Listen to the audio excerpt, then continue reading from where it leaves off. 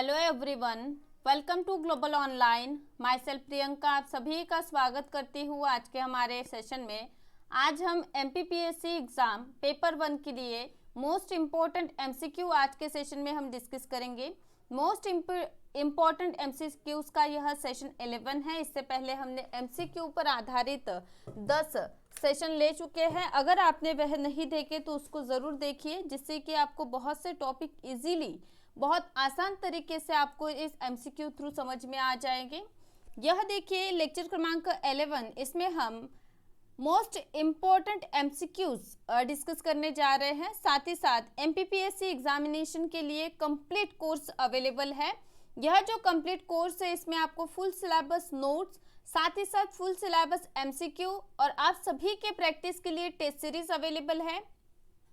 MPPSC paper 1 की fees मात्र 2000 है। यह ऑफिशियल्स नंबर दिए हैं, इन पर आपको कांटेक्ट करके एमपीपीएससी पेपर 1 के न्यू बैच को ज्वाइन कर लेना है, जिससे कि आप इजी वे से प्रैक्टिस कर सकते हैं। और साथ ही साथ गारंटेड स्वरूप का हमारा कोर्स है, जिससे कि आने वाली एग्जामिनेशन को आप 100% टारगेट कर सकते हो। साथ ही साथ प्ले स्टोर से ग्लोबल ऑनलाइन ऐप डाउनलोड कर स्टोर नामक ऑप्शन को सिलेक्ट करके एमपीपीएससी एग्जामिनेशन को सर्च कर लेना है। कुछ इस प्रकार का इंटरफेस दिखाई देगा।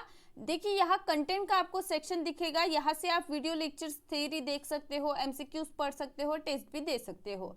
और यह ऑफिशियल नंबर है, इस पर कांटेक्ट करके आप एमपीपीएससी एग्जामिनेशन के नए बैच को ज्वाइन कर सकते हो। इसलिए जल्दी से आपको इस कोर्स को ज्वाइन कर लेना है, जिससे कि आने वाले सेशन की लिंक आपको इजीली अवेलेबल हो सके। स्टार्ट करते हैं आज के सेशन को। आज के सेशन का पहला सवाल है, अशोक ने किन स्थानों पर स्तूपों का निर्माण नहीं कराया पूछा गया है।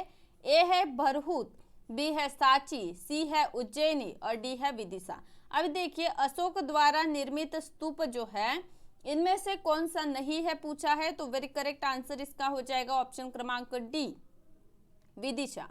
ओके, नेक्स्ट क्वेश्चन पे आते हैं हम। क्वेश्चन 2 है, गुप्त वंश के किस राजा ने उज्जैनी को अपनी राजधानी बनाया था। ए महेशमत, बी मुचकुंद, सी है माधाता और डी है चंद्रगुप्त विक्रमादित्य। देखिए यहाँ जो सवाल है, उज्जैनी को राजधानी किस शासक ने बनाया था। ठीक है, तो आप सभी को पता है कि उज्जैनी को राजधानी बनाने वाले गुप्त शासक जो है चंद्रगुप्त द्वितीय है। इन्हीं को ही हम चंद्रगुप्त विक्रम आदित्य कहते हैं। ठीक है, तो इसलिए आपको याद रखना है, इसका वेरी करेक्ट आंसर आ जाएगा ऑप्शन क्रमांक डी।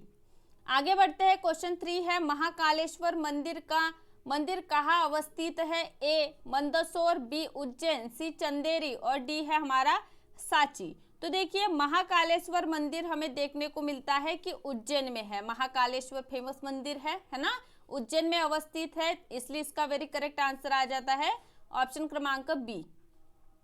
क्वेश्चन 4 की तरफ बढ़ते हैं। महाराजा छत्रसाल की मृत्यु के बाद मध्य प्रदेश की कितने रियासतों में बढ़ गया। ए है 6, बी है 7, सी है 8 और डी है 9। अभी देखिए यहाँ पर जो प्रश्न पूछा गया है, छत्रसाल, महाराजा छत्रसाल बुंदेला हमने पढ़ा था, है ना। छत्रसाल बुंदेला के टाइम पीरियड पे किस प्रकार से मध्य प्रदेश था, है ना, किस प्रकार से विस्तार हुआ था, यह हमने देख चुके हैं। तो उनके मृत्यु के बाद हम देखते हैं कि मध्य प्रदेश जो है 6 रियासतों में बढ़ गया था। आगे बढ़ते हैं। हमारा नेक्स्ट सवाल है कि क्वेश्चन क्रमांक 5, पेशवा बाजीराव ने अपने सरदार सिंधिया को कौन सा क्षेत्र प्रदान किया था। ए है झांसी से ग्वालियर, बी है बुरहानपुर से ग्वालियर, सी है इंदौर से नागपुर और डी है उपयुक्त में से कोई नहीं। यहाँ देखिए पेशवा बाजीराव, हम देखते हैं कि पेशवा बाजीराव जो है इनके टाइम पीरियड पे हेडक्वार्टर्स अलाउट किए गए थे, जिनमें नागपुर के भोसला थे, इंदौर के होलकर थे, गायकवाड़ बड़ौदा के थे, है ना। तो इन सभी को क्या किया गया था, अपना अपना क्षेत्र जो है प्रदान किया गया था, जिनमें से हम देखते हैं कि सिंधिया या फिर शिंदे जिनको कहा जाता है, इनका क्षेत्र बुरहानपुर से लेकर के ग्वालियर तक था। इसलिए इसका वेरी करेक्ट आंसर ऑप्शन क्रमांक बी है, बुरहानपुर से लेकर ग्वालियर तक।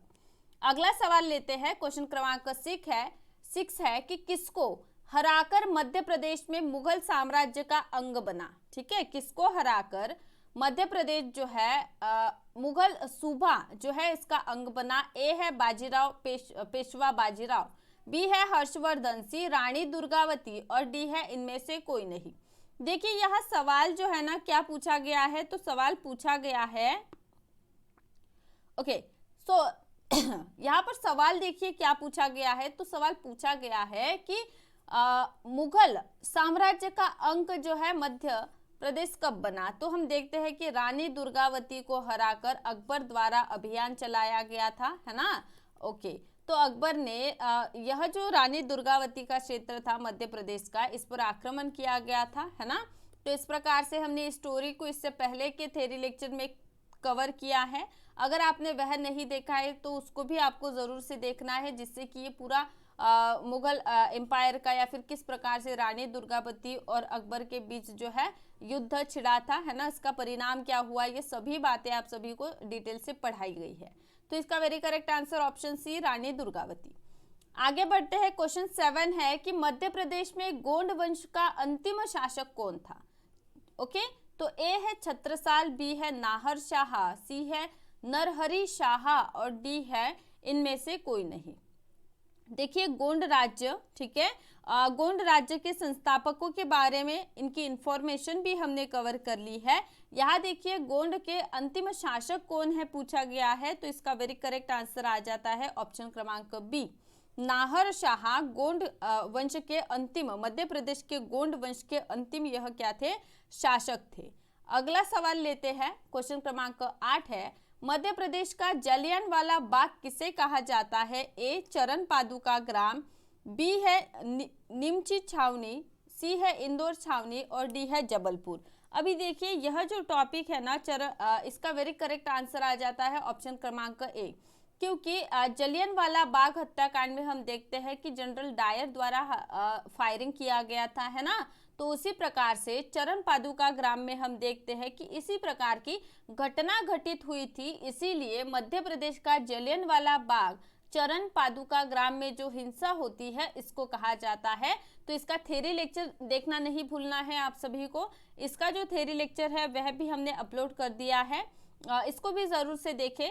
आगे बढ़ते हैं, क्वेश्चन क्रमांक नेक्स्ट है हमारा 9th क्वेश्चन है, तात्या टोपे को फांसी किस वर्ष दी गई थी। ए 18 अप्रैल 1860, बी है 18 अप्रैल 1859, सी है 17 अप्रैल 1860 और डी है 17 अप्रैल 1859। अभी देखिए तात्या टोपे के बारे में आपको मैंने यूनिट क्रमांक 1 के थ्योरी लेक्चर में पढ़ाया है ना। अगर वहां से आपने नोट्स अच्छे से निकाले हैं तो ये सभी क्वेश्चंस आप सभी के लिए बहुत इजी हो जाएंगे। ओके तो यहाँ पर देखिए तात्या टोपे को फांसी दी गई थी 18 अप्रैल, ठीक है, 1859 को। इस हिसाब से हमारा ऑप्शन क्रमांक बी वेरी करेक्ट आंसर है। आगे बढ़ते हैं, क्वेश्चन 10 है कि किस जिले में आसिरगढ़ का किला है। ए सतना, बी है सहडोल, बी है बुरहानपुर और डी है भोपाल। अभी देखिए आसिरगढ़ का किला यह बहुत फेमस है ना। आसिरगढ़ का घेरा आपने सुना होगा, हुमायूं के टाइम पीरियड पर भी हम देखते हैं कि आसिरगढ़ का घेरा इतिहास में फेमस हुआ था, है ना। उसी प्रकार से आसिरगढ़ जो है ना कहाँ पर है, बुरहानपुर में है। कहाँ है, तो बुरहानपुर में है। तो इस हिसाब से हमारा करेक्ट आंसर ऑप्शन क्रमांक सी है। आगे बढ़ते हैं हम नेक्स्ट सवाल के तरफ। क्वेश्चन 11 है कि चंद्रशेखर आजाद का जान कब और कहाँ आ गया था, ठीक है। चलिए, ए है 23 जुलाई 1909 झाबुआ, बी है 25 जुलाई 1906 रीवा, सी है 23 जुलाई 1906 झाबुआ और डी है 24 जुलाई 1909 रीवा। अभी देखिए यहाँ पर पूछा है आजाद भगत सिंह सॉरी चंद्रशेखर आजाद इनके बारे में, ठीक है। तो आपको पता है कि 23 जुलाई 1906 में हम देखते हैं झाबुआ में चंद्रशेखर आजाद की जान गई थी, ठीक है। तो यह इसका करेक्ट आंसर ऑप्शन सी है। 12 क्रमांक का हमारा सवाल है, भारत में पहला झंडा सत्याग्रह कहाँ से शुरू हुआ। ए जबलपुर, यहाँ मध्य प्रदेश में कर लीजिए, ठीक है। तो ए जबलपुर, बी सतना, सी ग्वालियर और डी है झांसी। तो इसका झंडा सत्याग्रह की शुरुआत हम देखते हैं 1906 कहाँ पर हुई थी, जबलपुर से हुई थी। तो ये सभी बातें मैंने कहाँ पर आपको पढ़ाई है, तो लेक्चर आपको फर्स्ट लेक्चर देखना है एंड लेक्चर सेकंड देखना है और लेक्चर 3 देखना है, जिससे कि आपको यह जो सभी टॉपिक है एमसीक्यूज के वह बेहतरीन वे से आपको वहाँ पे समझने में आसानी होगी। ठीक है, तो इसलिए आपको यह जो सेशंस है थ्योरी के वह भी ज़रूर से देखना है, जिससे कि यह आपको इजी लगे। 13 क्रमांक का है, चावल आंदोलन किस नगर में हुआ था?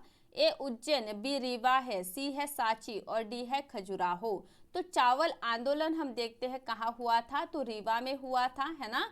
स्वतंत्रता आंदोलन में मध्य प्रदेश की क्या भूमिका रही, इस पार्ट में मैं यह पूरा टॉपिक कवर करा चुकी हूँ, तो इसका very correct answer option B है। 14 क्रमांक का प्रश्न है, मोहम्मद गोस का मकबरा किस जगह अवस्थित है?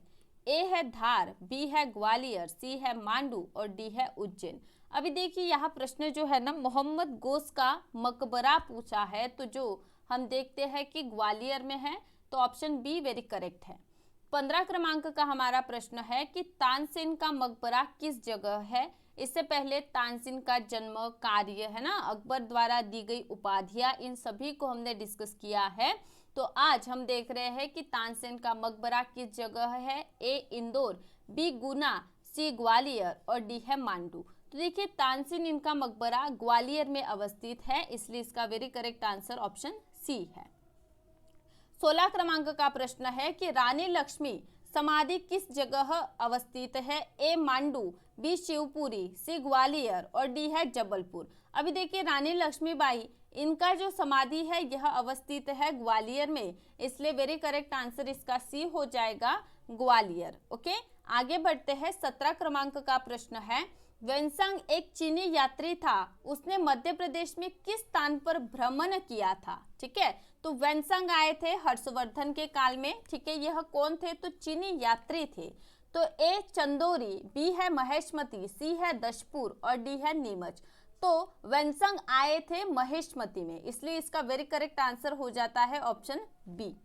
आगे बढ़ते हैं। 18 क्रमांक का प्रश्न है, मध्य प्रदेश में चरण पादुका नरसंहार किस जिले में हुआ था? ए छतरपुर, बी जबलपुर, सी सागर और डी है बैतूल। तो देखिए चरण पादुका नरसंहार कहाँ पर हुआ था? तो ऑप्शन ए हो जाएगा छतरपुर में। ठीक है, तो इसका वेरी करेक्ट आंसर ऑप्शन क्रमांक ए। नेक्स्ट जाते हैं हम। 19 क्रमांक का सवाल है, परमार वंश की स्थापना किस शासक ने की थी? ए उपेंद्र कलराज प्रथम, बी है श्रीहर्ष, सी है अमोघ और डी है कृष्णराज। तो परमार वंश की स्थापना उपेंद्र कालराज प्रथम ने की थी, इसलिए इसका very correct answer option A है। लास्ट क्वेश्चन है, चरण पादुका नरसंहार किसके आदेश पर किया गया था? ए क्लाइव, बी रेडक्लिफ, सी फिशर और डी है गोडविन। अभी देखिए इसका आंसर आपको लेक्चर 1 और लेक्चर 2 के सेशंस में मिल जाएगा। ठीक है, तो इसको अच्छे से लेक्चर 1 और लेक्चर 2 थ्योरी लेक्चर्स का ज़रूर से देखें, और इसका आंसर आप मुझे कहाँ पर देना है? आप सभी को कमेंट बॉक्स में देना है। कहाँ पर? कमेंट बॉक्स में। ठीक है, जिससे कि मैं चेक करूँगी रात को और आपको भी वहाँ पर ही मैं क्या करने वाली हूँ, आंसर बताने वाली हूँ। तो इस प्रकार से आज के सेशन में हमने 20 सुपरफास्ट MCQs डिस्कस किए हैं। आई होप आप सभी को सेशंस बहुत अच्छे हेल्पफुल साबित हो रहे हैं। तो इसी प्रकार से सेशन को देखते रहिए, सेशन को लाइक कीजिए, शेयर कीजिए और साथ ही साथ MPPSC पेपर 1 के बैच को जल्दी से ज्वाइन कीजिए, जिससे कि आने वाली एग्जामिनेशन को हम 100% टारगेट कर सकते हैं। Thank you so much.